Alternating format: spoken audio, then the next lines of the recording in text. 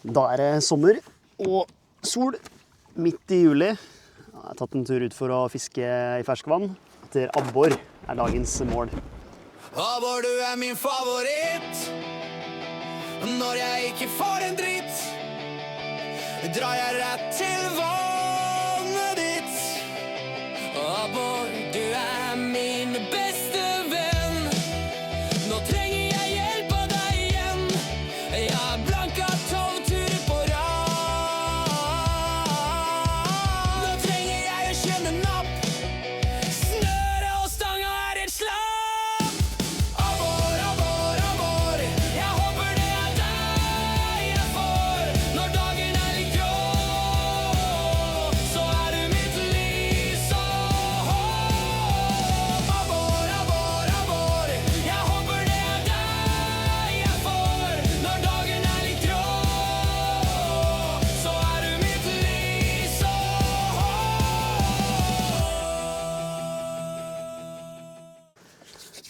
Abboren kan man jo egentlig fiske med sikkert 1000 forskjellige metoder. Og hvis du skal fiske småabbor, så er jeg mest fan av mark. Mark og dupp, eller bare mark og fri line. Eller hvis du skal kaste med spinnfiske, så er det en wobbler-variant. Det er en sånn Rapala rip-in-wrap. Sånn crankbait wobbler uten leppe. Den skal vi prøve i dag. Og nummer 2, det er en shad-jig. Vanlig gummibait med en krok på ryggen.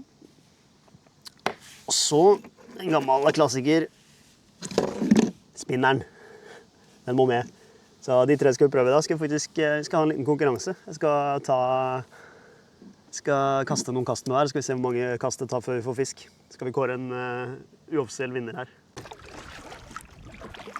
Når det gjelder steder hvor du skal begynne å fiske, så er det finner den sikkert i hele vannet, men langs land og ned mot bunn. Og der hvor det er litt sånn vegetasjon, vannliljer, og kanskje litt sånn store steiner eller trær som har velta under vann, så kan det være noe den kan skjule seg i. Det er jeg glad i.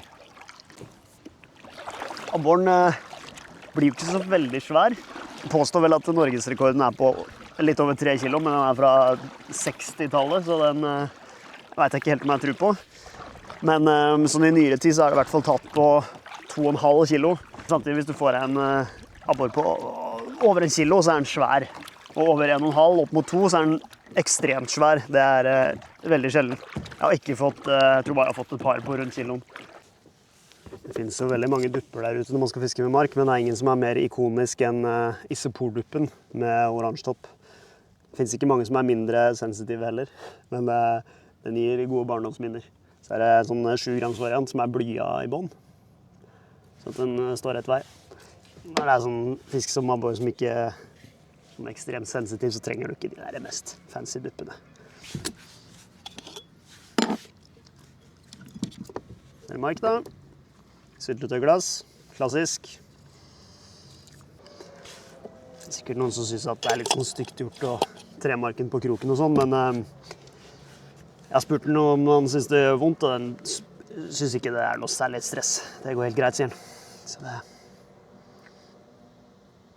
er best å ikke fortelle hva som skjer etterpå når den blir spist av en abbor. Veldig morsom den scenen i Ringenes herre er det vel, når du ser Gollum tre på marken og synes det er så gøy at den spreller og har det vondt. Sånn føler jeg meg nå. Kaster den ut. Der.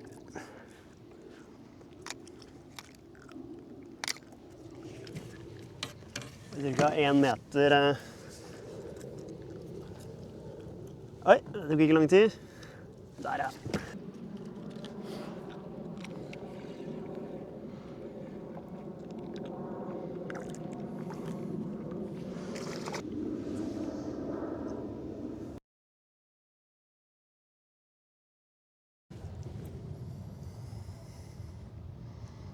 For kanskje 5 sekunder foran bite. Så var jeg litt treig med å sette tilslag, for jeg holdt kameraet i den andre handa. Så da passer det bra at han her blir første matfisken i dag. Da er det low elo her, altså. Bare Rapala Rip-In Wrap. Bare 4 kast på den. 1 napp. Som jeg selv knodet til at ikke jeg satte ordentlig tilslag og fikk den inn. Vi får inn 1 fisk. Der, ja.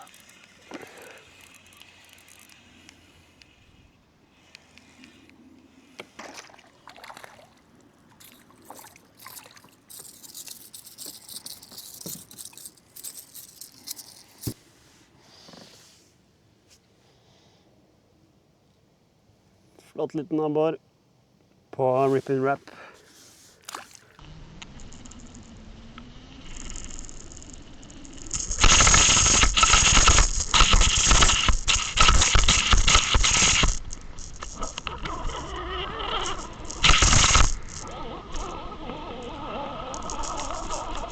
Bytte ut til spinneren, se hvordan den gjør det. Det er litt vanskelig for fisken å se den røde og gullfarga wobbleren. Vi får gi inn det. Spinner tror jeg er det jeg fisket mest med opp igjennom. Masse nabb i hvert fall. Der.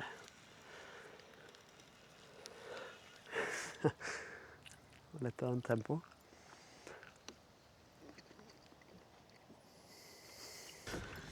Ok, 2 kast, napp på begge, med spinneren.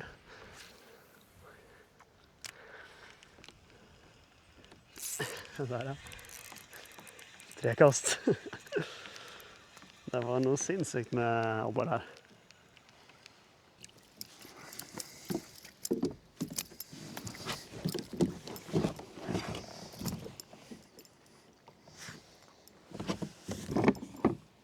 Da gjenstår det jigg. Ser vi hvordan den gjør det. Bruker en veldig liten jigg da, den her er bare 4-5 cm, sånn 7,5 gram sode, tror jeg det var. Så jeg en fisk som vaka der, så er det jo litt juks selvfølgelig. Oi, der var den på. Den er stor nok til å ta.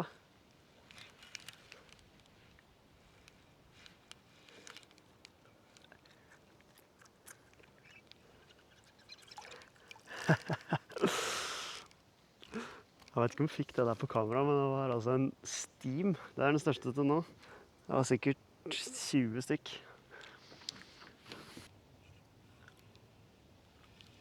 Så sitter den på. Ja, han må svømme hitover.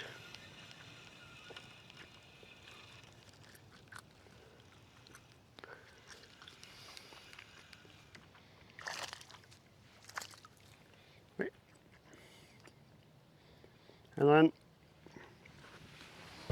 2 av 2 på jiggen. Ser det opp som en vinner her. Faktisk bedre enn spinneren.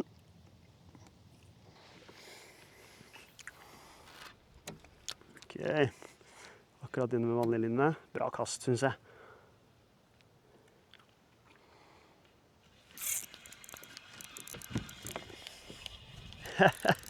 En liten gjedde.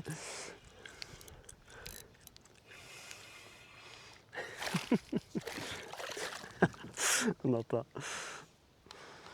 Ja, det er jo ulempen med å fiske uten fortom på ultralett utstyr når det er gjedder her. Det kan jo gå gærent selvfølgelig at de klipper av. 3 av 3 på jiggen. 2 av bare en gjedde. Ja. Da ble det uavgjort mellom jigg og spinner. Men det var ganske hissig på jiggen i starten der, både gjedde og abbor, så jeg tror vi får gi jiggen seieren her faktisk. Og den fikk størst. Knepent.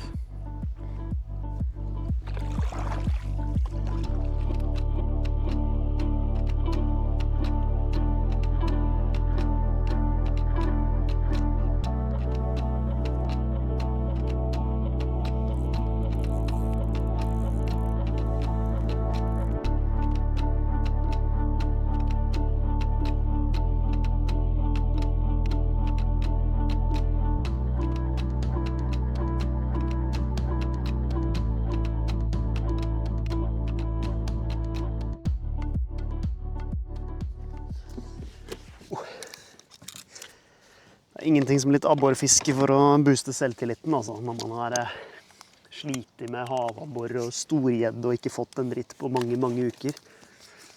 Det er fint. Har vel fått en 10 stykker allerede. Og 3 stykker til middag.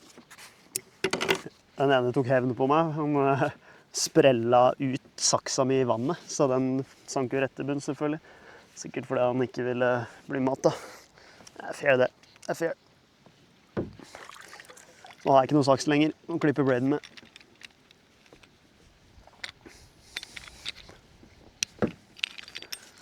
Dregg. Genialt. Skylden før du tar den opp i båten. Tips. Kjøpt på Biltema, sånn 1,5 kilos, og så bare knyter på et tau. Kjøpte ikke rosa fordi at det matcha kajakken så bra, men fordi at det var billigst. Da er det på tide å padle oss tilbake. Fått ganske bra med fisk. Og det ble en 10-15 stykker. På litt forskjellig, både på mark, jigg, spinner. Jeg tror jeg tok flest på jiggen. Jeg brukte den mest også når jeg så at den nappa mest på den. Og så, bra. De fleste var sånn 24-25 cm, så det var ikke så store greiene, men helt fin matfisk. Dorger jo litt da, mens jeg fisker meg tilbake. Gjør jo det. Jeg har litt kamera bak her. Hvis jeg padler litt nærmere landet her nå, så tenker jeg det napper om ikke så alt for lenge. Der, ja.